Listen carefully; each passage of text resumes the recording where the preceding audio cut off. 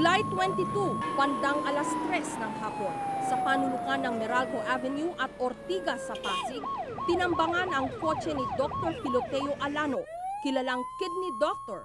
Kasama noon ng doktor ang kanyang anak na si Ana, 22 years old, bagong graduate ng Ateneo. 17 tama ng bala ang natamo ni Ana. Sa Medical City kung saan isinugod ang mag-ama, idiniklarang dead on arrival si Ana.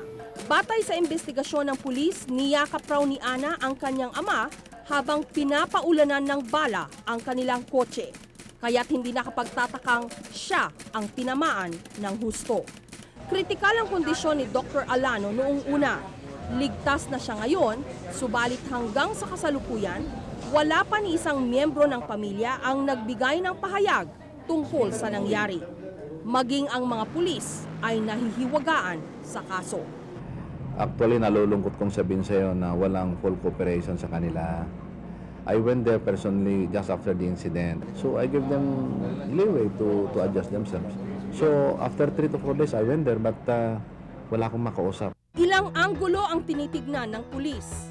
Una, may kinalaman daw ito sa personal na buhay ni Dr. Alano. Pangalawa, posibleng may kinalaman daw ito sa mga anomalya sa National Kidney Institute. At ang pangatlo, konektado daw ito sa alitan di umano ng dalawang grupo ng mga kidney doctor na magkakumpetensya sa kidney transplant sa Pilipinas. 2 groups, that is Dr. Alano's group and a group of a Japanese which operates on transplanting kidneys getting from depressed areas. Bagamat hindi pa nga tiyak kung ito ang pinakamatibay na motibo sa pag-ambush sa mga Alano, isang bagay ngayon ang malinaw. Nakikilala na daw ang Pilipinas bilang murang bilihan ng mga kidney. Ang tindahan, mga squatter areas na naglipana sa Kamaynilaan. Isa na dito ang Baseco Compound sa Maypier, isa sa pinakamalaking barangay sa Maynila. Marami dito ang walang trabaho, mga desperado sa buhay. Hindi nakapagtatakang maging ang kanilang laman loob ay nagawa na nilang maibenta. Kidneys for sale, nakakalungkot pero totoo. Sa sobrang kahirapan sa buhay, marami na sa ating mga kababayan ang nakapagbenta na ng kanilang laman loob. Kung sa bagay hindi masamang makatulong, makadugtong sa buhay ng iyong kapwa. Pero lumalabas ngayon na ang pagbibenta ng kidney ay isa ng ganap na negosyo. Ako po si Jessica Soho at ito ang Eyewitness. Samahan niyo po kami sa isang natatanging pag-imbestiga. Isla Liit at Isla Laki ang tawag sa dalawang lugar na nasa dalampasigan ng Manila Bay. Malapit lamang ito pero hindi madaling puntahan. Ayon mismo sa mga taga rito, dito'y naglipana ang mga halang ang kaluluwa. Sari-saring mga nilalang na nagsisiksikan sa isang makipot na lugar na kung minsan pa nga'y halos tangayin ng dagat. Mahirap ang buhay dito. Maraming bata pero walang permanenteng mga trabaho. Kumporme lamang sa dating ng mga barko. Karamihan sa mga taga rito, mga estibador o kargador sa pier. Tanging puhunan nila ang lakas ng kanilang mga bisig at tibay ng katawan. Katawang mga bahagi nito'y kanilang ikinakalakal. Kailan ho kayo natanggalan ng kidney? 4 na taon na ngayon. Patingin nga ako ng sugat niya. Pare-pareho ba kayo ng sugat? May kanan, may kaliwa. Bakit ho hindi pare-pareho? Bakit may kanan, may kaliwa? Kasi ma'am, ibiris ng kidney. Depende ho sa? Ibiris ng kidney. Halimbawa, yung left side mo, nag-ibiris ng 76, tapos yung right side mo, nag-ibiris ng 79, kinukuha nila yung 76, yung pinakamahina. Yung pinakamataas, yun ang iwan sa'yo. Ibig sabihin yung pinakamalakas na kidney nyo, Yun ang iwan sa amin. yun ang iiwan. Yung pinakamahina, Yun ang aalisin. yun ang aalisin. Nagulat akong lahat pala ng 20 kalalakihang kaharap ko ay natanggalan na ng tig-itig isang kidney.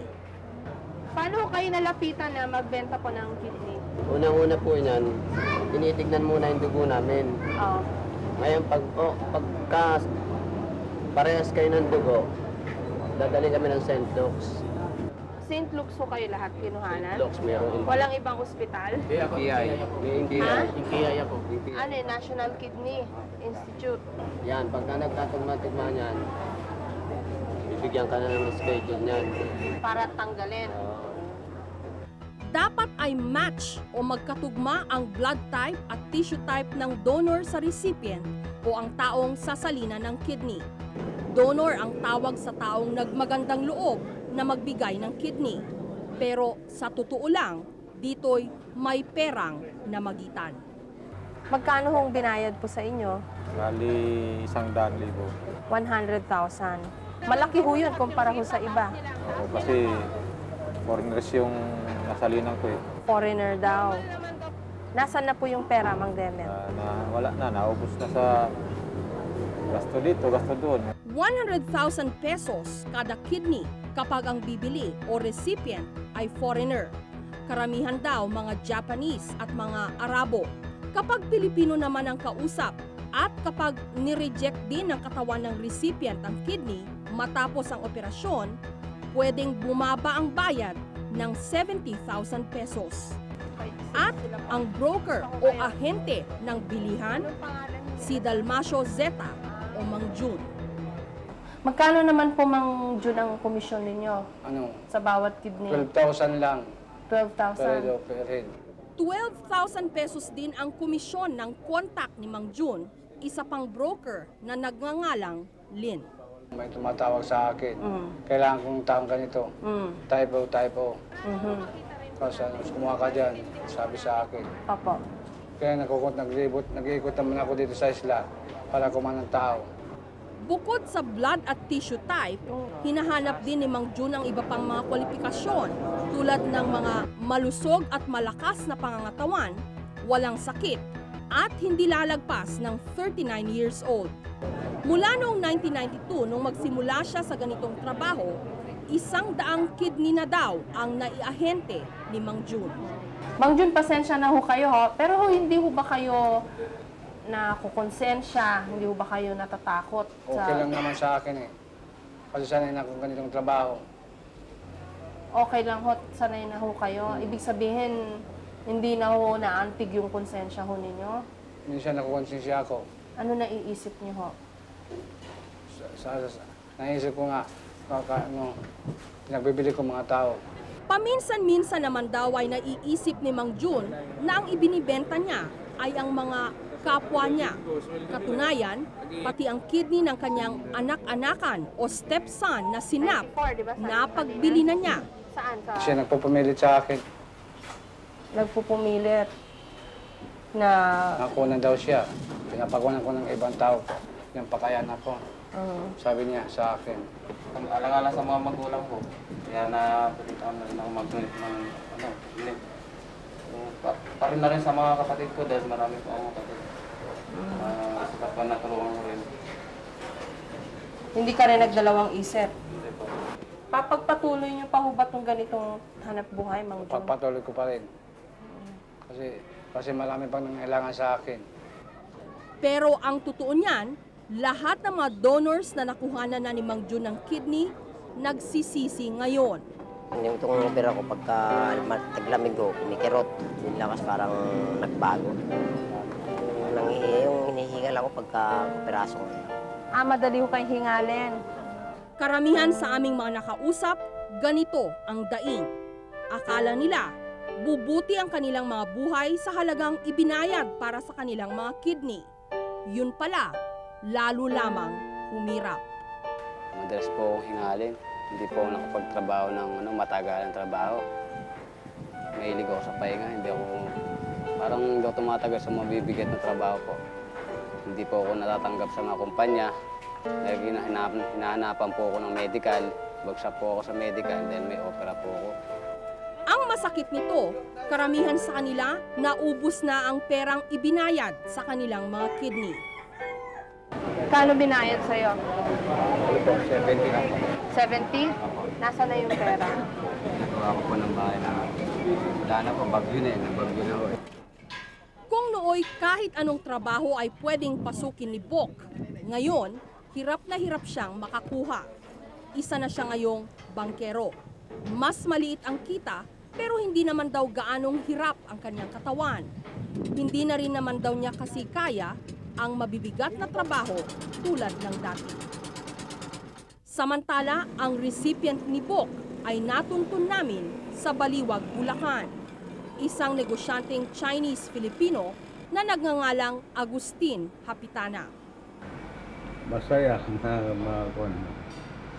maayos naman. Wala naman po akong nabago kaysa dati. Wala po. Wala. Mahusay ang medicine na kuha. Natutuwa ako sa medicine ngayon. Mga doktor, magagaling. Tungkol po dun sa sa donor ninyo, kilala niyo ho kung sino yung donor ninyo? Hindi po. Hindi ko po Hindi niyo po kilala. Okay. Hindi ho ba kayo, kasi syempre ibang tao ho siya, di ba?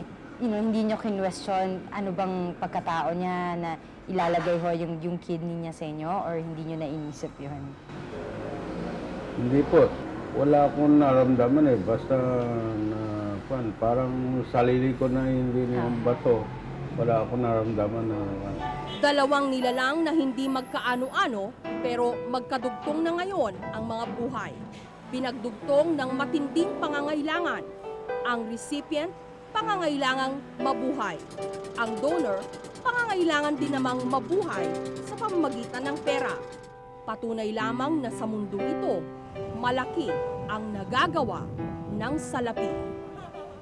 Kapitan, ano ho ang masasabi niyo po na dito ho sa inyong barangay, meron pong, kumbaga, grupo ho o colony ng mga wala na hong kidney dahil naibenta na po nila? Wala akong magawa dahil dala ng kahirapan. Yung konting halaga na kapalit ng isang kidney nila, malaking kayamanan na ho para sa kanila yun. Karaniwang mga mahihirap nating kababayan ang nagbibenta ng kanilang mga kidney. Walang sapat na pagkakakitaan upang mabuhay. Anila, di bali na lang wala na ang isa nilang kidney basta't may mailaman lamang sa kumakalam nilang sikmura. Kaya na pag-isip-isip ko na ibenta na lang itong kidney ko para may pambuhay naman sa pamilya ko. Kasi 5 anak ko eh. Si Mang Alex ay isa sa may 100 ng taga-Baseco compound na nakapagbenta ng kanilang kidney. April 1996 yun. Apa. Marami yung nagpapatingin ng dugo. Nainganyo ako. Ngayon, sumama ngayon ako sa kanila para magpatingin ng dugo. Kada patingin namin ng dugo, meron sa amin binibigay na allowance na 300. Habang tumatagal at nauulit pa ang mga blood test, nadadagdagan din daw ang pang-engganyong allowance hanggang sa hindi na makabitaw si Mang Alex. Inoperahan ako Mayo 2, 1996 sa St. Luke's Hospital. Hindi ho kayo natakot noon na operahan? Dahil kasi nung ooperahan ako, pinainom sa akin isang maliit na sleeping tablets. Paggising nyo? Paggising ko, nasa kwarto ko na. Nandun na ako. Wala na kayong kidney? Wala na, pero makirot na ako. Makirot. Saka pagka umuubo pa kami, yan, ang masyadong makirot. Pero hindi tulad ng mga kapwa niya donor, kirot lang ang madalas na reklamo ni Mang Alex. Marahil dahil ang trabaho niya ngayon ay pagiging barker sa mga pumapasadang jeep at hindi na tulad ng dati na kargador sa pier.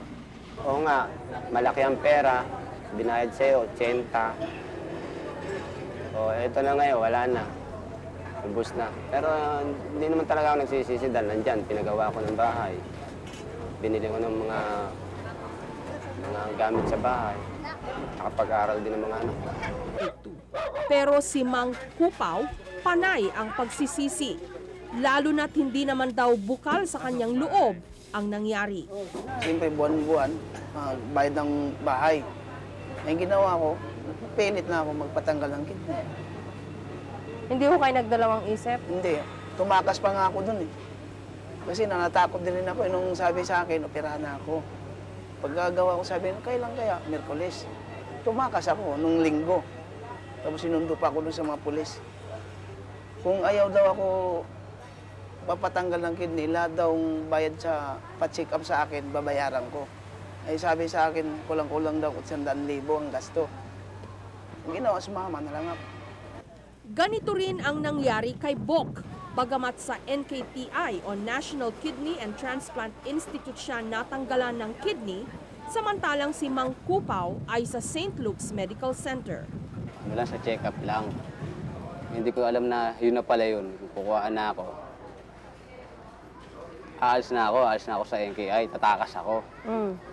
Nagalit yung pinaka-nurse doon, tumawag ng gwardiya. Pinahold ako sa may gate. Binabalik ulit ako sa kwarto ko. Hindi ako pwedeng umalis. Patingin nga. Sinubukan naming kunin ang panig ni Dr. Joey Garcia, isa sa mga doktor na umasikaso kay Mang Kupaw, pero tumanggi siya. Pero sa panig ng St. Luke's, pumayag magpa-interview si Dr. Rose Liquete, ang namumuno sa mga kidney transplant ng ospital na isa rin sa mga pangunahing espesyalista sa NKTI. Katunayan, isa siya sa may tinuturing na pangunahing eksperto pagdating sa kidney transplant sa Pilipinas. Karamihan sa aming mga na-interview na nagbenta ng kidney, si Dr. Liquete din ang pinangalanang nangasiwa sa kanilang operasyon. May dalawa kong pasyente o donors na nagsabi ho sa amin na they actually changed their minds about selling their kidney. Nandito na daw sila sa ospital and nagbago ho yung isip nila. But nung gusto na nilang umalis, hindi daw ho sila pinaalis. Alam niyo ba yung mga kasong ganito? Hindi ko na-experience yung ganyan kasi kung magbago man sila, ay right nila yon. So hindi dapat pipigilan. Sa panig naman ng NKTI, pinabulaanan ni Dr. Enrique Ona na pinipuwersa ang mga donors na magbenta ng kanilang mga kidney. I'm sure it's not the hospital that will do that. Second is, kung meron mang magpipigil, hindi ang mga doktor or hindi ang ospital. Baka sila na yung mga nag-uusap. Mang Kupaw, pinaliwanag ho ba sa inyo ng doktor kung ano hong posibleng mangyari sa inyo pag nabenta niyo? Mayroon. Anong mga sinabi Sabi ng ganun eh, kayo, kailan, pipirma kayo ng ano dito. Kung anong mangyari dito sa ospital, walang papanaguti ng sitlok. Hindi kami hahabol doon. Pero yun lang ang pirma namin, pero yung presyo walang nakalagay ron. Hanggang sa natuloy nga ang operasyon. Naawa yata ang doktor kasi Garcia rin ng nanay ko eh. Ganun. Garcia rin nag-ano sa akin, nag-opera. Sabi sa akin, huwag ka mag-alala, Rolando. Iiwan ko yung pinakamagandang kidney mo. Non-related kidney transplant ang tawag ng mga doktor sa mga kidney transplant sa pagitan ng mga hindi magkakamag-anak. Kadalasan nga'y pera ang nagiging susi o daan sa ganitong klase ng operasyon. Pero labas daw sa bentahan ng kidney ang mga doktor at ang ospital. Ang negosasyon ay pagitan lamang di umano ng donor at ng recipient sa pamamagitan ng isang broker o ahente. Pero hindi rin may pagkakailang alam ng mga doktor at ng mga ospital na may negosyo o bentahan ng mga kidney na nagaganap. Alam ko yan na merong nai-involve yan. Pero sinasabi ko yan sa mga pasyente, kayo ang nagdi-deal sa kanila, no? Directly. Well, ang doktor, ang aming role as doktor sa sitwasyon ito, ay sisiguruhin lang namin na normal itong donor ninyo para talagang pwede ang transplant. Doktora Liquete, do you agonize? Ibig sabihin, nagtatalo din ho ba yung isip nyo sa pagtanggal po ng kidney from a poor donor na alam nyo hindi niya ho marirefuse na bayaran siya kapalito ng kanyang kidney para i-transplant sa iba hong tao? Hindi man siguro sabihing agonize, kundi ako naaawa din ako sa mga donor. Ngayon minsan may makakausap ka naman, bakit mo gustong mag-donate? doktora, walang-wala ho kami. Minsan nga may ibang pasyente, yung tatanggap, yung recipient, sasabihin babayaran ko naman sila no? Ganon. So pagka naririnig ko yun, sinasabihan ko rin yung recipient na, alam yun, mga tao din yan. So kaya lang ho nandyan din sila kasi dahil sa pangangailangan nyo. Pero, doktora, alam nyo ho na there's some trading going on. Meron hong bentahan ng kidney na nagaganap. Lumalapit sila. At yung tipong sasabihin patungan nyo ang inyong professional fee tapos ibigay nyo sa amin ito. Nung mga panahon na yon na na-identify namin, nagsususpinde kami. We also learned that it's quite common in St. Luke's na yung mga recipients are foreigners. Not really that common. Maybe they come in waves.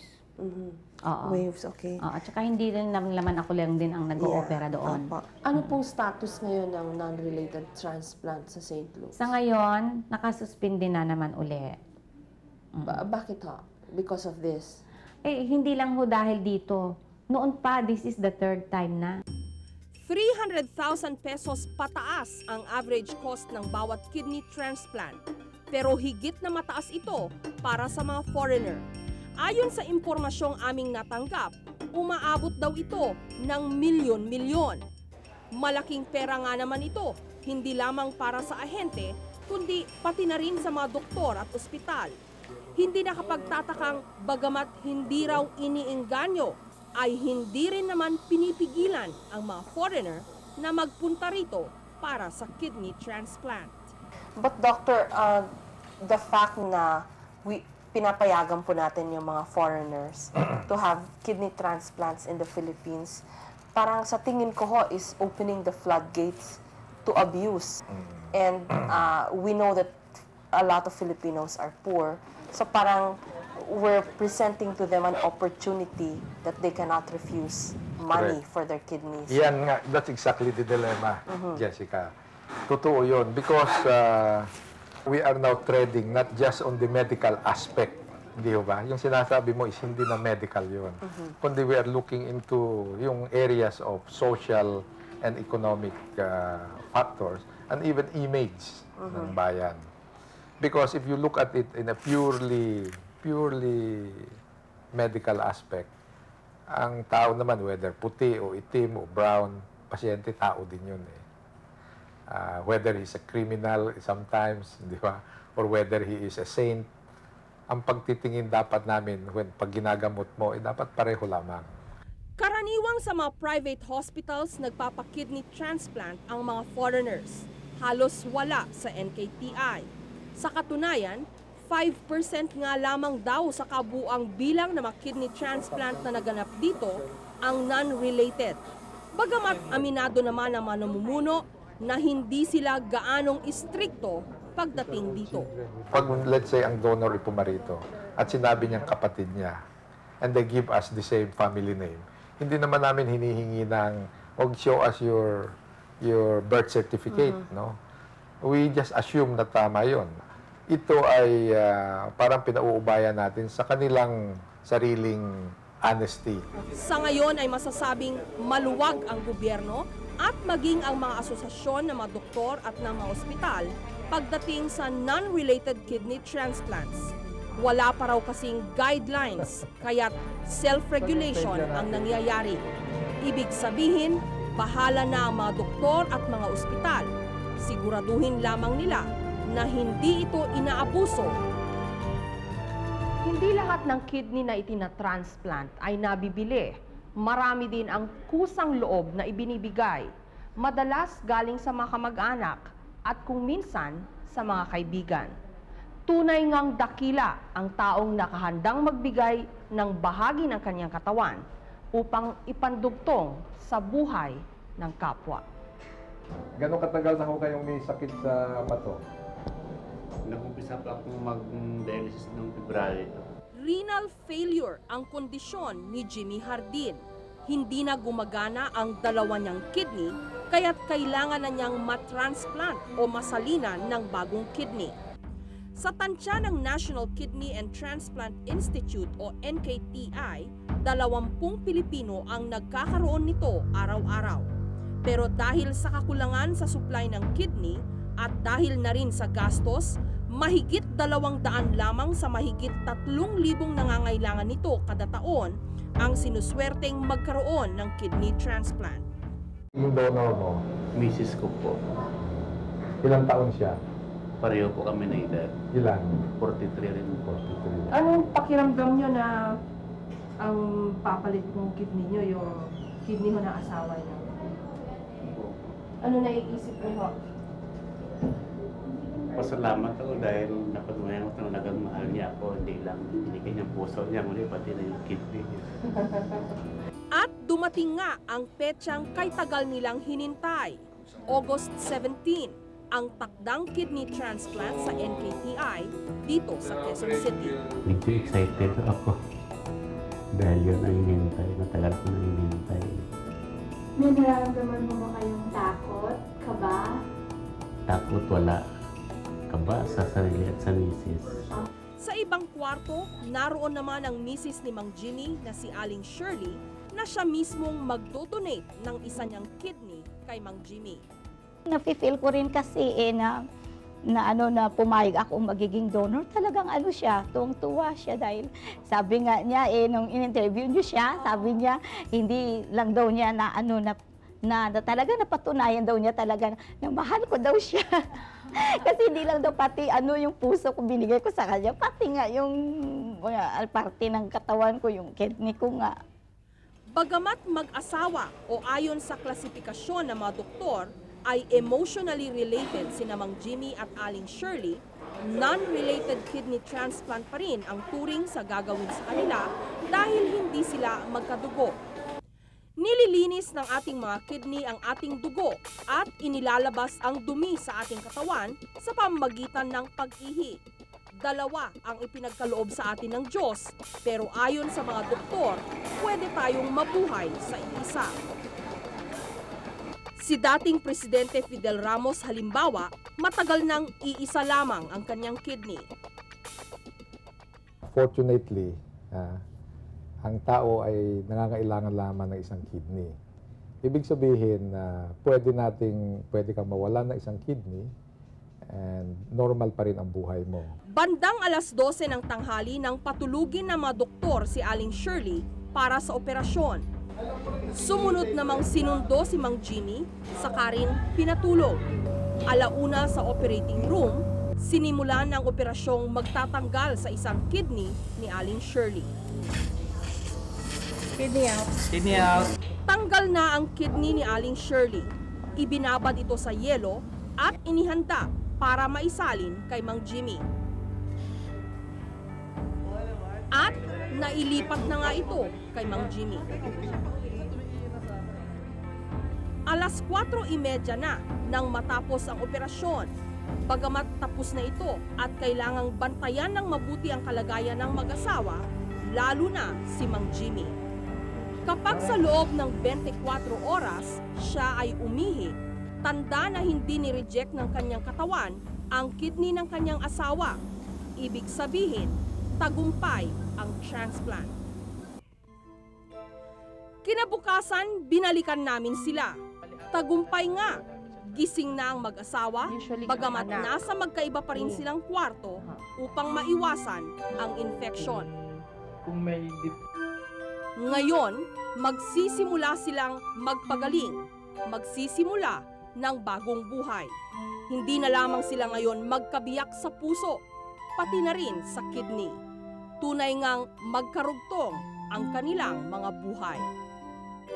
Mapapayo ko sa mister ko hindi lang ang puso na ibinigay ko sa kanya, hindi pati yung kidney na ibinigay ko sa kanya, talagang iingatan niya habang kami nabubuhay na mag-asawa.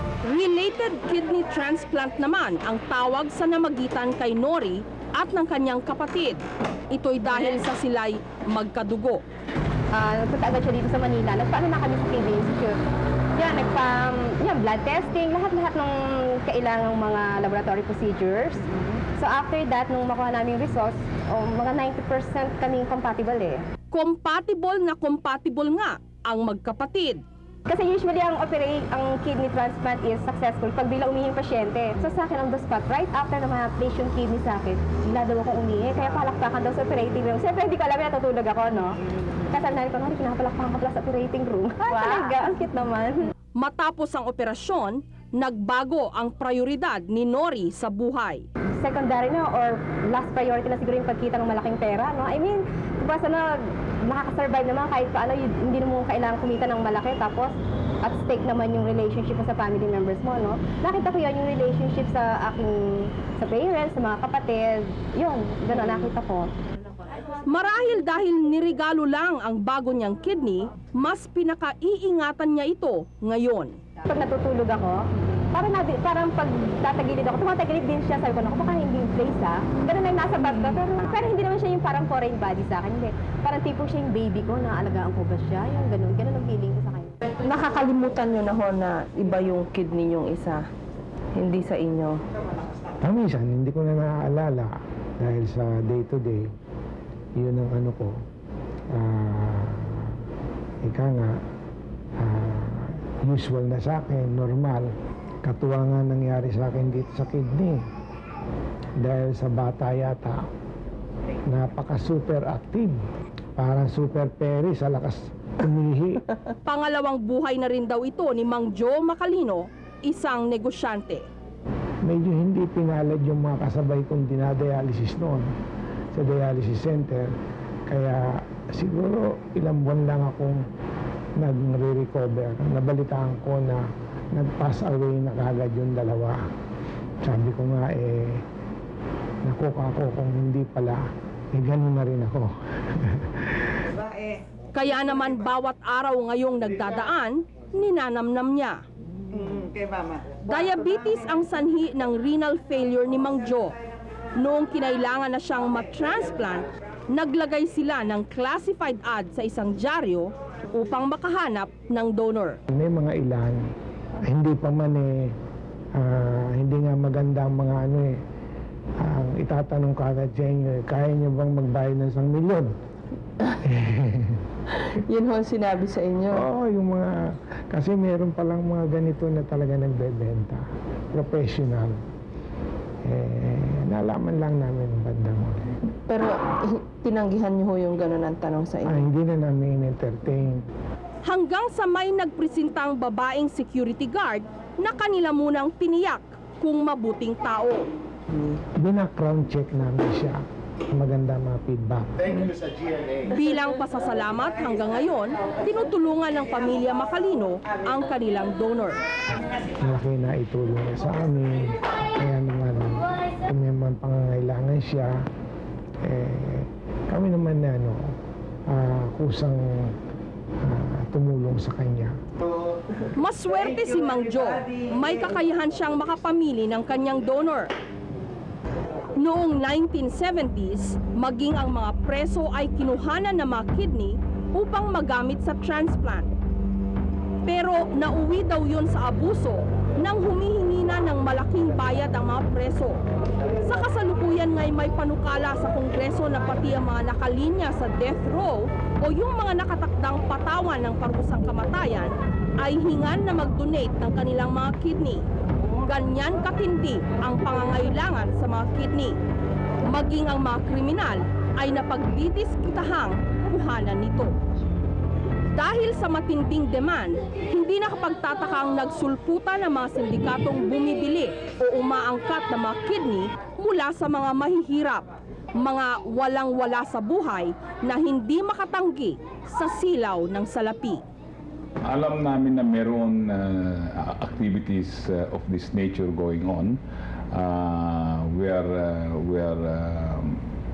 looking at the transplant organizations to police this and to ensure na hindi nangyayari ito. Ito ay pagka-grossly unethical na talagang nakikita na pinilit yung donor, na he was offered an unusual sum of money. Yung mga, kaya mahirap na issue yung informed consent ng donors. Gawa ng karamihan, if you are poor and you need money, hindi na, parang hindi voluntary yung ano, kasi kailangan, yung people are taking advantage of your need, no? Yun ang kahirapan to make a distinction between what is allowed and what is not allowed in the case of non-related living kidney donors. Bagamat labas nga ang mga doktor at maging ang mga ospital sa negosasyon ng bilihan ng kidney sa pagitan ng donor at ng recipient, hindi ba't parang nagbubulag-bulagan lamang sila sa isang kamalian? Isipin na lang natin na kung tayo may pangangailangan, minsan kapit sa patalim tayo kung tayo ang maging pasyente. We are adamantly against commercialization of kidney transplantation. However, kailangan ma-define natin anong ibig sabihin ng commercialization. Maybe I will try to define it in my own way na hindi ito idinadaan sa yung usual negosyo na may komisyon-komisyon. Mukhang matagal pa bago marisolba ang isyu nito. Samantala, libo-libong mga Pilipinong may problema sa kidney ang naghihintay ng lunas. Hindi lang sa mga buhay na donor pwedeng kumuha ng kidney na pang-transplant. Pwede rin sa mga patay na o yung may tinuturing na brain dead. Ito ang tinatawag nilang cadaver kidney transplant. Noong June 1990, idiniklarang brain dead si Maria Corazon Torres y Javier sa isang ospital sa Madrid, Spain. Nagka-blood clot siya sa kanyang utak at tanging mga machine na lamang ang bumubuhay sa kanya. And I was looking at the monitor of the heart and it was still registering. Sabi ko, ay, buhay ang anak ko, no? But then they said, Mrs. Torres, she's on life support. And that was the time when they asked us, sabi nila, Mr. and Mrs. Torres, meron pong apat na tao right now dito sa ospital na nangangailangan ng organs to go on living, no? They need kidney, dalawang kidneys, isang liver, isang heart. Nung kumbinsido na ang mga Torres na wala nang magagawa pa para mabuhay ang kanilang anak, pumayag sila sa hiling ng mga nangailangan. We feel that we are very close to the Lord. Anyway, brain dead siya, ano pa. So we said, yes, go ahead. Sige, you can get these organs. No? And so they did. And four people lived when she died. Mula noon, naging panatana ng mga Torres na tulungan ang mga nangangailangan ng organ donation upang mabuhay. Itinayo nila ang isang foundation na ipinangalan din nila sa kanilang yumaong anak, ang Maria Corazon Torres y Javier Foundation. Bukod sa tulong pinansyal na ibinibigay nila sa mga mahihirap na kidney patients, tumutulong din ang mga Torres sa pagpapalaganap ng organ donation, bagay na tila hindi patanggap ng higit na nakararaming Pilipino. Yung organ donor, pagdala yon, yung dilaw na card, pag yun, dala nila, ano man ang mangyari sa kanila, let's say na accident o ano, at makita itong organ donor, magagamit ang organ. Pag inimbalsama your loved one, inaalis lamang lahat sa loob, hindi ba? At linalagyan na lang ng stuffing. Saan pupunta yung organs na yan? Most of them, natatapon lang. It is life ang binibigay mo. Hindi basta donasyon ng pera o ay kawawa naman, yung bang sympathy. No. Ito, more than money, more than anything, when you give an organ so that another person can live, it is an act of love and it is a gift of life. Kapag dumami ang kusang loob na mag-donate ng kidney, check daw na mababawasan ang negosyo o bentahan ng kidney. Matitigil din ang operasyon ng mga sindikato, ang pagsasamantala sa pangangailangan ng kapwa. Kaya tayo nagbibigay ng organ dahil gusto natin makatulong sa iba. Otherwise, kasi kung binibenta mo na yung organ mo, anong nangyayari doon? Parang ginagawa mo, parang naging isang object, no? Isang bagay yung bahagi ng katawan mo. So parang nagbenta ka ng isda, no? O nagbenta ka ng lamesa o kung ano man, no? Parang hindi mo na tinitignan bilang isang bahagi ng tao, isang bahagi ng ating pagkatao. May natira pa ho ba sa 65? Wala na ho. Wala na. 3 buwan, nagumaniho na nga ako eh. Kasi ilang anak ko, 7. Siyempre, alanganin man di ka kumakahid ng, asahan mo ng 65,000. Nagpadala pa ako sa probinsya ng 15,000. Ay, bibili ako ng bahay, wala. Pagkain pa sa anak ko sa nag-aaral. So, hindi ho sulit? Hindi. Kung babalik po yung nakaraan, gagawin niyo ho ba ulit to? Magbibenta ho ba ulit kayo ng kidney? Hindi na. Bakit ho? Malaki yung nawawala sa, namin, sa lakas. Nanghina ho kayo? Paano ho? Hindi Bakit? ka makatagal sa pagbigat ng trabaho, maya-maya, parang papagod pa. Nagsisisihan ko po yung ginawa ko. Kasi kaloob ng Diyos sa akin, binenta ko. Nagsisisihan ko po. Inuulit po namin, ang organ donation ay isang kadakilaan. Basta't hindi ito idinaan sa isang malinaw na pagkakaperahan. Ako po si Jessica Soho at ito ang Eyewitness. Marami pong salamat sa inyong panunood.